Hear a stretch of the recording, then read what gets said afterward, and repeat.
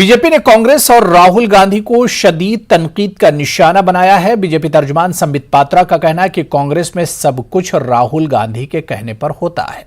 संबित पात्रा ने कहा कि हिंदू मजहब पर हमले करना गांधी खानदान की रिवायत रही है। कांग्रेस लीडरान हमेशा हिंदुत्व के खिलाफ बयान देते रहे हैं।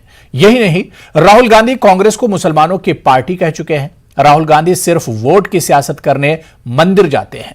ख्याल रहे कि राहुल गांधी ने हिंदू और हिंदुत्व में फर्क की बात कही थी, जिस पर बीजेपी हमलावर है।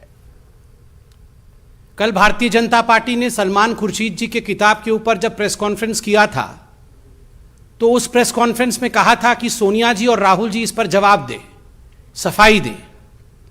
और आज आपने देखा है कि किस प्रकार से एक वर्चुअल कॉन्फ्रेंस के माध्यम से राहुल गांधी जी ने सलमान खुर्शीद के वक्तव्य के ऊपर, सलमान खुर्शीद जी के किताब के ऊपर अपनी सफाई रखी है। और उस सफाई में उन्होंने हिंदू धर्म के ऊपर और हिंदुत्व के ऊपर जिस प्रकार का प्रहार किया है, इसमें कोई नया विषय नहीं है। यह कांग्रेस का और गांधी परिवार का चरित्र रहा है कि जब भी उनको मौका मिलता है तो हिंदू धर्म के ऊपर प्रहार जरूर करते हैं, अवश्य करते हैं। भगवान श्री राम के ऊपर अविश्वास जरूर व्यक्त करते हैं। इससे कबल राहुल गांधी ने अपने एक बयान में कहा था कि आरएसएस और बीजेपी नफरत फैला रही है। राहुल ने कहा कि मुल्क में दो नजरियात हैं, एक कांग्रेस और दूसरा बीजेपी का। कांग्रेस का नजरिया मोहब्बत और भाईचारे का है। उन्होंने कहा कि बीजेपी का नजरिया गालिब आ गया है, इनके पास लाउड स्पीकर है, लौ लश्कर है। हमें एक बात माननी पड़ेगी, हिंदुस्तान में दो विचारधाराएं हैं, एक कांग्रेस पार्टी की विचारधारा और एक आरएसएस की विचारधारा। और हमें यह बात माननी पड़ेगी कि आज के हिंदुस्तान में बीजेपी आरएसएस ने नफरत फैला दिया है और कांग्रेस की विचारधारा जो जोड़ने की, भाईचारे की, प्यार की विचारधारा है, उसको बीजेपी की नफरत भरी विचारधारा ने ओवरशैडो कर दिया है। मिटाया नहीं है, हराया नहीं है, मगर उनका प्रोपगेशन हमारे प्रोपगेशन से ज्यादा है। मतलब उनके हाथ में लाउडस्पीकर है, उनके हाथ में एम्पलीफायर है, उनके हाथ में मशीनरी है। हमारे हाथ में एम्पलीफायर नहीं है, लाउडस्पीकर नहीं है, मशीनरी है। त्रिपुरा में हुए मुस्लिम मुखालिफ तशद्दुद और नबी अकरम की शान में गुस्ताखी करने वालों की मजम्मत में मालेगांव में बंद मनाया गया। मालेगांव ऑल इंडिया सुन्नी जमियतुल उलमा और रजा एकेडमी के ज़ेर एहतमाम तहफ़्फ़ुज़े नामूसे रिसालत बोर्ड के परचम तले किए गए मालेगांव बंद को शहर के मुसलमानों ने पुरअमन तरीके से कामयाब किया। बाद नमाज फजर से ही शहर के कारोबार, दुकानें शाम तक मुकम्मल तौर पर बंद रहीं। आगरा रोड से शहीदों की यादगार पर अवाम ने अपना एहतजाज दर्ज करवाया। वहीं ये तकरीब का इख्तितामी ऐलान जिम्मेदारान की जानिब से किया गया। लोग शहीदों की यादगार से पुरअमन तरीके से वापस अपने अपने इलाकों की तरफ लौटने लगे, लेकिन बस स्टैंड के पास अचानक माहौल पुरतशद्दुद हो गया, जिसके सबब शहर के एक इलाके में तनाव पैदा हो गया। पुलिस की भारी जमीयत मौके पर मौजूद है। जिम्मेदारान ने हालात को काबू में लाने के लिए कोशिशें जारी रखी हैं। हालात फिलहाल काबू में हैं। बहुत गम है, बहुत गुस्सा है कि हुकूमत को एक्शन लेना चाहिए। आज हम लोग सदर जमहूरिया से यही मुतालबा कर रहे हैं, बंद करके, एहतजाज करके, कि सदर जमहूरिया साहब आप जो है रियासती हुकूमतों को पाबंद करो कानून की पैरवी करने के लिए, और जो हुकूमतें नाकाम होती हैं उनको बर्खास्त करो, सस्पेंड करो ऐसी हुकूमतों को, और वहाँ सदर राज नाफिज किया जाए। यही हमारा मुतालबा है। और त्रिपुरा की हुकूमत फसाद रोकने में नाकाम है, उसको बर्खास्त करना चाहिए। ऐसा मुतालबा लेकर हमने मालेगांव शहर भी बंद का ऐलान किया था। अल्हम्दुलिल्लाह, अल्लाह का शुक्र है, यहाँ पर सेकुलर हमारे बिरादरान वतन और मुसलमानों का 100% सभी कारोबार बंद है। त्रिपुरा तशद्दुद के खिलाफ महाराष्ट्र बंद के दौरान मराठवाड़ा के नांदेड़, अमरावती और मालेगांव में झड़पों और पथराव के वाकयात पर औरंगाबाद के एमपी इम्तियाज जलील ने सख्त मजम्मत की। साथ ही पुलिस के किरदार पर भी उन्होंने सवाल उठाए। इम्तियाज जलील के मुताबिक पूरी रियासत में बंद पुरअमन रहा तो फिर क्या वजह है कि चंद मखसूस मकामात पर ही पथराव के वाकयात हुए। इम्तियाज जलील ने अपने फर्ज में कोताही करने वाले अफसरान की भी जांच का मुतालबा किया। साथ ही औरंगाबाद में पुरअमन बंद मनाने पर एमपी जलील ने आवाम को मुबारकबाद पेश की। मैं लोगों से यही अपील करना चाहूँगा कि आप शांतिपूर्ण तरीके से आपको जो एहतजाज, अपनी नाराज़गी दर्ज करानी थी वो आपने दर्ज करा दी है, लेकिन इस तरह का कायदे कानून अगर अपने हाथ में लेंगे तो यकीनन इसका नुकसान और इसका खामियाजा सिर्फ आपके अपने शहर को नहीं बल्कि इस महाराष्ट्र के अंदर रहने वाले बहुत सारे मुसलमानों को इसका खामियाजा भुगतना पड़ता है। तो मैं वहाँ के जितने भी जिम्मेदारान हैं, चाहे वो मालेगांव के हो, नांदेड़ के हो, अमरावती के हो, या जहाँ पर भी इस तरह की घटनाएं हो रही है, मैं उनसे ये अपील करूँगा। त्रिपुरा में मुसलमानों के खिलाफ हो रहे तशद्दुद पर ख्वाजा गरीब नवाज रहमतुल्लाह अलैह के दरगाह के खुद्दाम में बरहमी है। खुद्दाम दरगाह का कहना है कि आज मुल्क में मुसलमानों के साथ जिस तरह का सलूक किया जा रहा है वो तशवीशनाक है। खुद्दाम ने मुसलमानों की जान माल की हिफाजत को यकीनी बनाने का मुतालबा किया। देखिए, माइनॉरिटी मेजॉरिटी हिंदुस्तान के दो पहिए हैं। बगैर माइनॉरिटी के मुल्क नहीं चलता, बगैर मेजॉरिटी के मुल्क नहीं चलता। हम चाहते हैं यहाँ हमारे मुल्क का अमान रहे, हम सब मिलजुल कर रहे। ये मुल्क किसी एक का नहीं है, माइनॉरिटी का भी है, मेजॉरिटी का, हिंदू का, मुसलमान, सिख का, ईसाई का, सबका मुल्क है। किसी बात की जागीर नहीं है, हम सबका है। इसकी लोगों इसकी जड़ में हमारी जो जंग आज़ाद भी है, हमने भरपूर खून की कुर्बानी दी है। कि जो त्रिपुरा में मुसलमानों पे और हिंदुस्तान में मुसलमानों पे जुल्म ढाए जा रहे हैं और प्रॉफिट मोहम्मद सल्लल्लाहु अलैहि वसल्लम की शान में गुस्ताखी की जा रही है, मस्जिदों में आग लगाई जा रही है, कुरान मजीद जलाए जा रहा है, उसकी भरपूर मजम्मत की है। और भारत सरकार को हम ये कहना चाह रहे हैं कि हम ये कब तक बर्दाश्त करते रहेंगे, हमारी सब्र का पैमाना भरने को। बेंगलुरु में शिया मुसलमानों ने वसीम रिजवी के खिलाफ सख्त नाराजगी और बरहमी का इजहार किया है। अंजुमन इमामिया के तहत मुनक्किदा इजलास में उलमाए कराम ने उत्तर प्रदेश शिया वक्फ बोर्ड के चेयरमैन वसीम रिजवी को फौरी तौर पर गिरफ्तार करने का मुतालबा किया। साथ ही मुतनाज़ा किताब पर पाबंदी आयद करने की मांग की। अंजुमन इमामिया के सदर सैयद जामिन रजा की सरपरस्ती में मुनक्किदा इजलास में कहा गया कि वसीम रिजवी मुल्क के अमन व अमान को धक्का पहुंचाने की कोशिश कर रहा है। साथ ही शिया और सुन्नी मुसलमानों में फूट डालना चाहता है। इसमें पहली मांग तो ये है कि इस किताब को बैन लगाया जाए, इस पर पाबंदी लगाया जाए और इसको कहीं पब्लिश न होने दिया जाए। और किसी दुकान और किसी लाइब्रेरी और किसी कुतुबखाने और किसी किताब फरोश की दुकान पर ये किताब नज़र न आए। और दूसरी, हम हुकूमत से ये डिमांड करते हैं कि इसको यूपी ये जो दहशतगर्दाना माहौल पैदा कर रहा है, ये जो अमन व अमान को ख़त्म करना चाह रहा है, जिससे इंतशार पैदा हो, इख्तलाफ पैदा हो, तो यूपी हुकूमत उसके साथ ही साथ अपनी स्टेट की गवर्नमेंट और मरकज़ी हुकूमत से हम सब का ये मुतालबा है कि वो वसीम रिजवी को गिरफ़्तार करें। आप देखें, इंक्वायरी करें, उलमाए कराम को इकट्ठा करें। हम पूरे चैलेंज के साथ कर रहे हैं कि हम सुन्नी शिया सब भाई भाई हैं और हमारे मज़हब में किसी किस्म का फसाद, किसी किस्म का आपस में इख्तलाफ नहीं है। हम सब एक दूसरे के भाई हैं, एक दूसरे के दुख दर्द में हमेशा साथ हैं, साथ रहेंगे। और इस मुल्क के हम हिंदुस्तानी हैं, इस मुल्क के साथ हमेशा हम जो है वफ़ादारी करेंगे। लिहाजा हम स्टेट गवर्नमेंट से, सेंट्रल गवर्नमेंट से सबसे गुजारिश करते हैं कि जो है कड़ी से कड़ी, सख्त से सख्त इसे सज़ा दी जाए और इसकी किताब को जो है वो बैन किया जाए। तमिलनाडु हज कमेटी के रुकन उम्मतुल आतिफा ने वसीम रिजवी की सख्त अल्फाज में मजम्मत की। उन्होंने कहा कि माजी में वसीम रिजवी की तमाम कोशिशें नाकाम साबित हुई हैं। देखिए, वसीम रिजवी वो शख्स है कि जिसने चंद अरसा पहले अहले तशय्यो का चोला ओढ़कर कुरान की आयतों पर टिप्पणी की।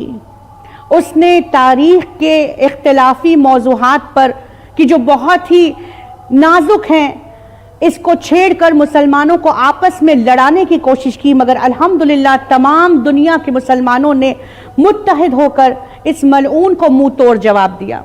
अब जब इसकी तमाम कोशिशें नाकामयाब हो गई तो इसने अपना पर्दा आप कुछ फाश कर दिया।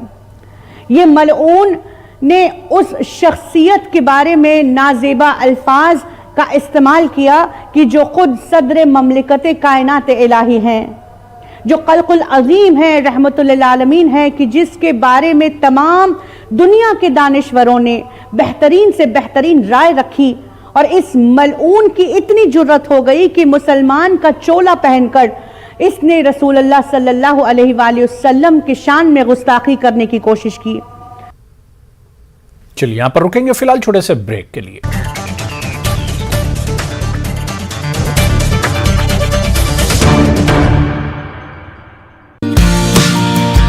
औरतों का हक कोई शक तो उसमें है ही नहीं, क्योंकि जब हमने आजादी पाई तभी से हमारे कॉन्स्टिट्यूशन ने हम सभी को एक ही पेज पे रखा हुआ है। हम सबको समान अधिकार है, हमारे सब कर्तव्य समान है।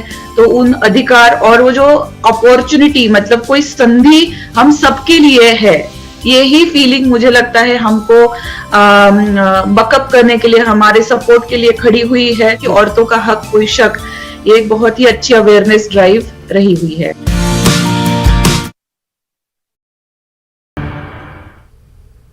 कासगंज पुलिस हिरासत में अल्ताफ की मौत को लेकर तनाजे के दरमियान कौमी अक़लियती कमीशन ने उत्तर प्रदेश हुकूमत को नोटिस जारी किया है।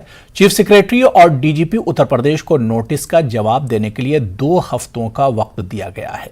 इस पूरे मामले पर कौमी अक़लियती कमीशन के चेयरमैन इकबाल सिंह से बात की हमारे नुमाइंदे खुर्रम शहजाद ने।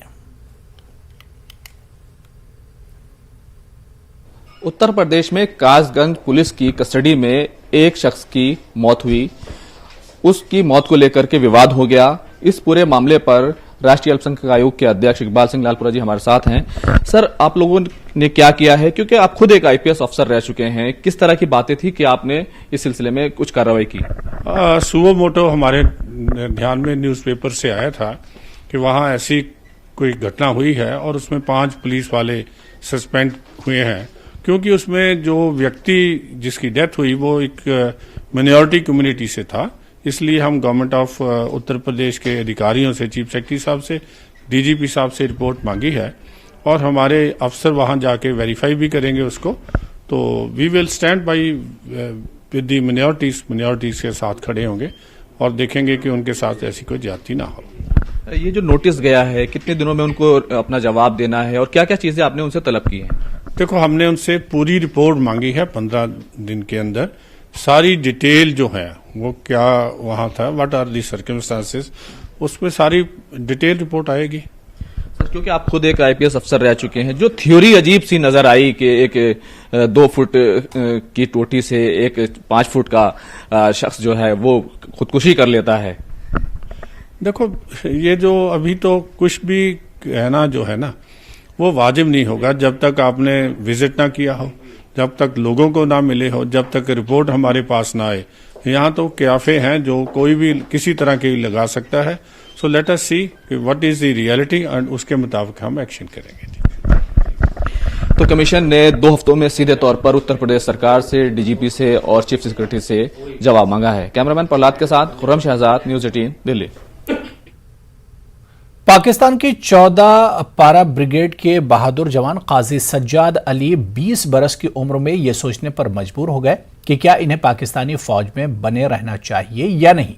मशरकी पाकिस्तान में जो अब बांग्लादेश पाकिस्तानी फौज के मजालिम की दास्तान ने सज्जाद अली को यह सोचने पर मजबूर कर दिया था और उन्होंने पाकिस्तानी फौज को छोड़कर हिंदुस्तान की मदद करने की ठानी। इनकी मदद से हिंदुस्तान ने पाकिस्तान को शकरगढ़ की लड़ाई में बुरी तरह पिछाड़ दिया था। आज 50 बरस बाद कर्नल काजी सज्जाद अली को सदर जमहूरिया के जरिए पद्मश्री से नवाजा गया। मार्च 1971 में काजी सज्जाद हिंदुस्तान में दाखिल हुए। वो जूतों में नक्शे और दस्तावेजात छुपाए सियालकोट के रास्ते जम्मू कश्मीर में राजदारी तरीके से दाखिल हुए थे। We heard about the genocide being committed by Pakistan Army in Bangladesh. Time and again we kept on hearing this. People were talking about it in West Pakistan also, but some with perverted words. That is very tragic. Like, we'll kill them more, so what, 1 billion will be killed, and all that thought. Then at that young age, I tried to analyze myself. every person, every citizen, every son of the soil has a role to play. What role can I play? I knew at the arrest of Bangabandhu Sheikh Mujibur Rahman. Before being arrested, he called for an armed resistance. I came to know the details of their genocide which was being happening. So tragedy of Hamlet came into my mind. To be or not to be, to do or not to do. I decided I will do. I decided that I will not stay with them. I decided I will desert from the post of duty and go and join Mukti Bahini. I can contribute a lot. तालीम के साथ नौजवानों को रोजगार फराहम करने के लिए कर्नाटक के मारूफ तालीमी इदारे अल अमीन एजुकेशनल सोसाइटी ने 8वां जॉब मेला मुनक्किद किया। बेंगलुरु के करीब कोलार शहर के अल अमीन कैंपस में यह प्रोग्राम मुनक्किद हुआ। रिलायंस, होंडा, इस तरह की 60 कंपनियों ने इस मेले में हिस्सा लिया और 1,500 नौजवानों ने इंटरव्यूज दिए। महकमे सनत के अफसरों ने इस मेले में शिरकत की और नौजवानों को रोजगार से जोड़ने की इस कोशिश की सताइश की। इदारे के सेक्रेटरी डॉक्टर सुबहान शरीफ ने कहा कि मौजूदा समाजी और माशी हालात को देखते हुए बेरोजगारी को खत्म करने के लिए अल अमीन सोसाइटी मुफ्त रोजगार मेले मुनक्किद करती आ रही है। कोलार में बहुत सारे नया इंडस्ट्रीज आ रही है। बहुत बेंगलुरु में तो अब पूरा इंडस्ट्रियल एरिया, पूरा जगह कुछ नहीं मिल रहा है। इधर है ना, यहाँ वेमगल में नया अब इंडस्ट्रियल एरिया आ रहा है, देन नरसापुर है, देन आपको मालूर इंडस्ट्रियल एरिया है। तो केजीएफ में अब 5,000 मोर देन 2,000 एकर्स में एक नया इंडस्ट्रियल आ रहा है। तो ये Kolar is a very vibrant, अब बहुत डेवलपिंग डिस्ट्रिक्ट है। हमारा मकसद ये है कि जो कैंडिडेट्स हैं और कंपनीज हैं इनको कोऑर्डिनेट करा दें और वो बाकायदा फॉलो करेंगे।